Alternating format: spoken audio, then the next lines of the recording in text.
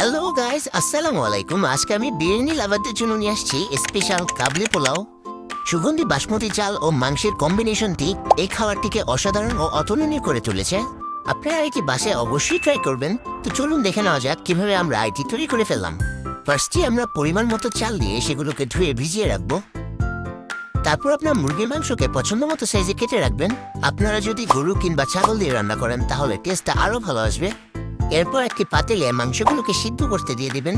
সাথে দিবেন কিছু পেঁয়াজ কুচি, আদা রসুনের পেস্ট, অল্প করে চিনি, পরিমাণ মতো লবণ, কয়েকটা এলাচ, কিছু মিষ্টি জিরা, শাহি জিরা, একটু দারুচিনি। তারপর একটা জয়ট্রিক নিয়ে সেটিকে ভেঙে দিবেন। স্পাইসের জন্য আমরা এখানে সাদা গোলমরিচ ইউজ করেছি। লাস্টে কিছু স্টার মশলা দিব। তারপর সবকিছু একদম ভালো মতো মিক্স করে নিতে হবে। এবার মেইন রান্নার পালা। ফার্স্টে একটি পাতিলে কিছু তেল নিয়ে নেব। তারপর সেটিতে পেঁয়াজ কুচি অ্যাড করব। সাথে দিব কিছু এলাচ ও দারুচিনি। পেঁয়াজগুলো ব্রাউন হয়ে আসলে তাতে দিব আদা রসুনের পেস্ট। এবার আপনারা সে মাংসের পাতিল থেকে পানিগুলো অ্যাড করবেন। মনে রাখতে হবে 1 ফুট চালের জন্য 1.5 ফুট পানি হিসাব করে দিবেন। এবার আপনার মাংসগুলোকে ছেঁকে গ্রেভিতে অ্যাড করবেন। সাথে পরিমাণ মতো লবণ দিতে হবে। এবার আপনারা ভিজিয়ে রাখা চালগুলো এখানে দিতে পারবেন।